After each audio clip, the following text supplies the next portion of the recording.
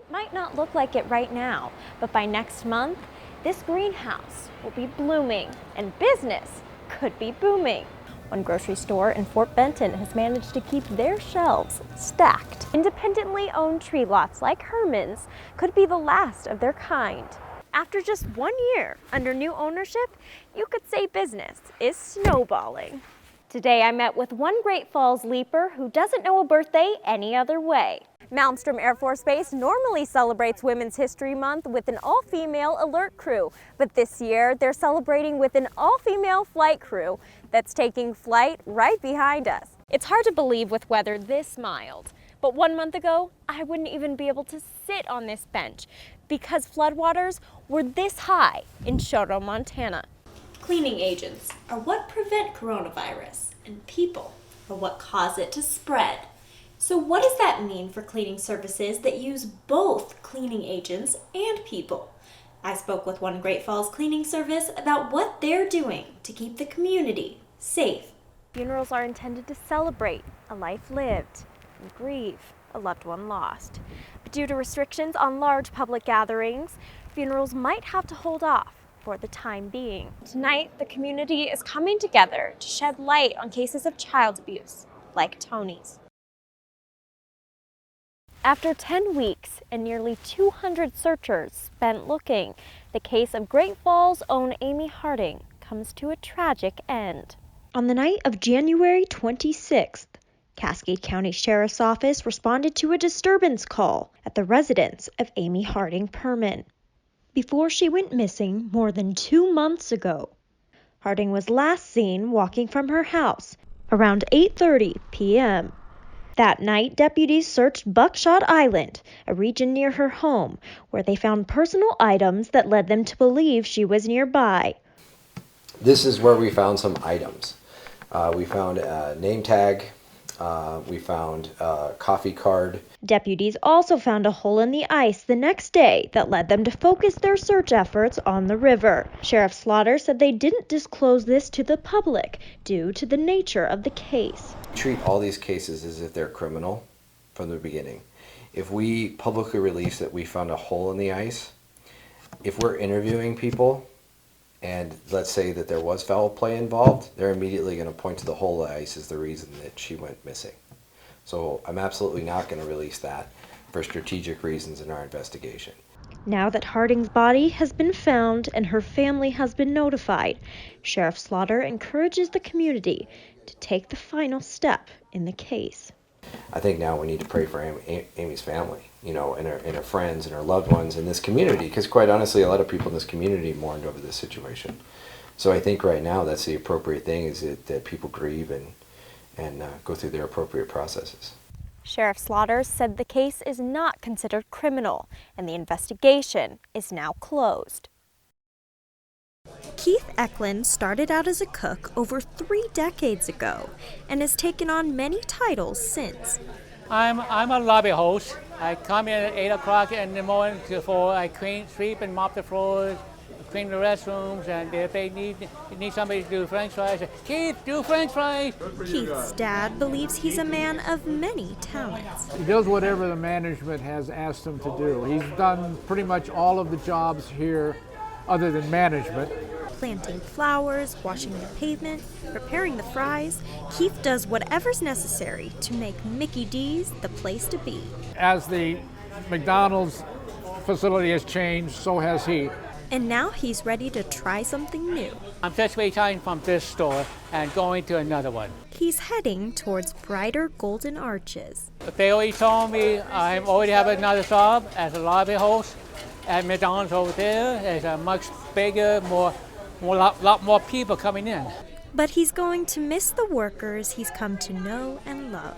Wonderful. These people are fabulous, good people to work for. By giving him responsibility, they gave him the opportunity to improve.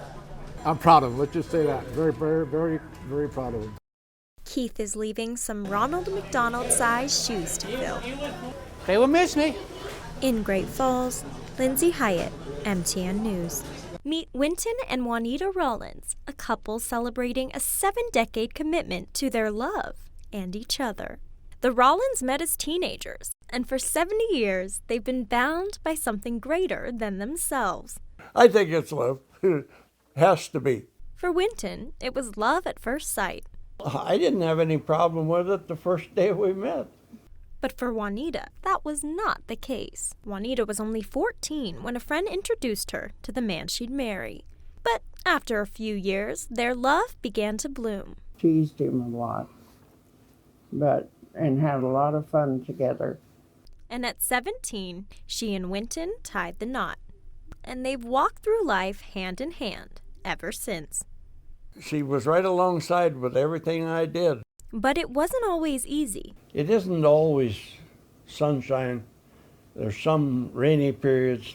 In the span of 70 years, they've mourned the loss of 2 children, survived 2 heart surgeries, and enjoyed a lifetime of memories together. Takes two. Takes 2 people to make a marriage at the last. A love like theirs requires give Give a lot, and take. and you have to receive too. But I dearly love this guy.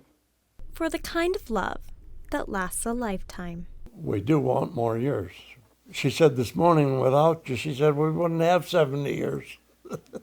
In Great Falls, We done well. Lindsie Hiatt, MTN News. Take a look at the show-stopping title holders of 2019.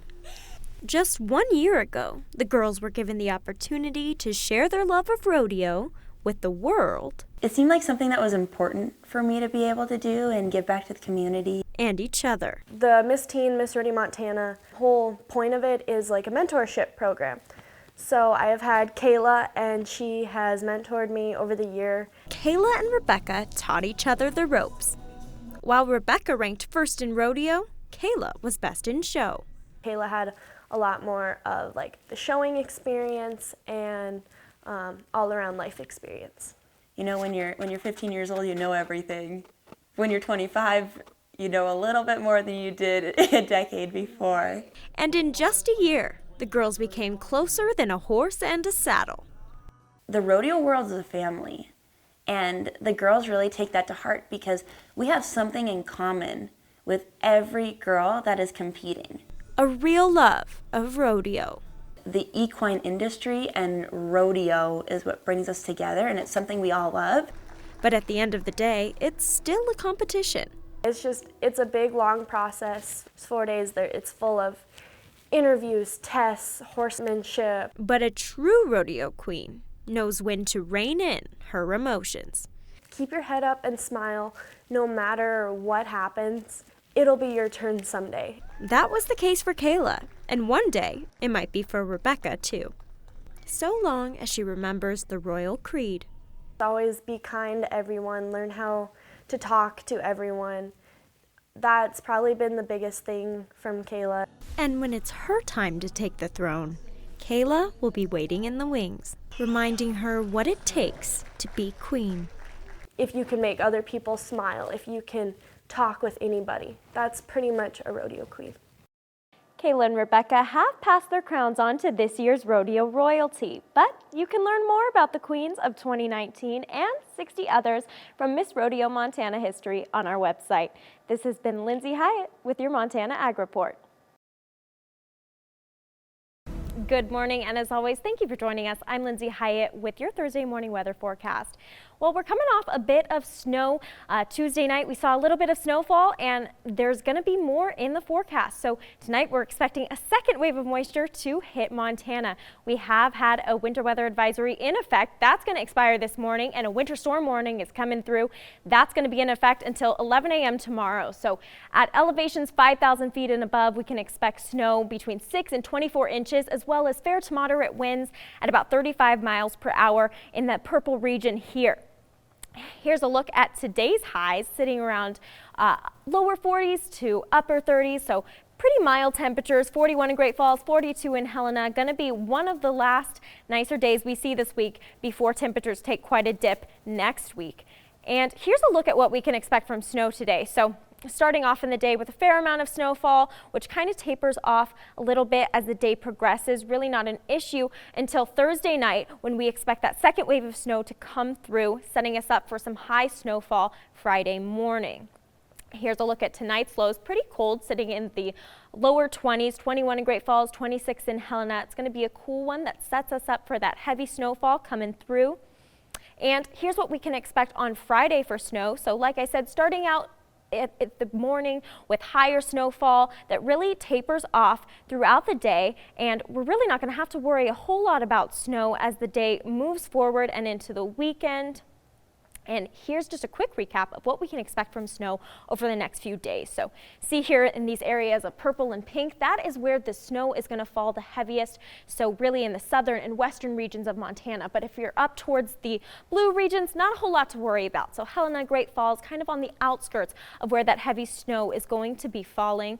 Tomorrow's highs, a little bit cooler than today, not a whole lot. 36 in Great Falls, 39 in Helena. So fairly mild before we kick into our weekend and experience those really cold temperatures next week as well. Here's a look at our 7-day forecast. So like I said, starting out the week fairly mild at 41 and then progressively getting colder. We're going to have a chance of precipitation on Saturday, and then temperatures are going to be a bit warmer. Monday, have another round of precipitation Tuesday, and then notice that dip in temperatures between Tuesday and Wednesday. Going to get very cold by mid next week. We're seeing that same trend play out in Helena, so starting out 42 with a chance of precipitation all through the weekend. And then Sunday, Monday, a little bit drier. By Tuesday, another round of precipitation coming through. And Wednesday is going to be quite a dip in the temperatures as well. That's all for your morning forecast.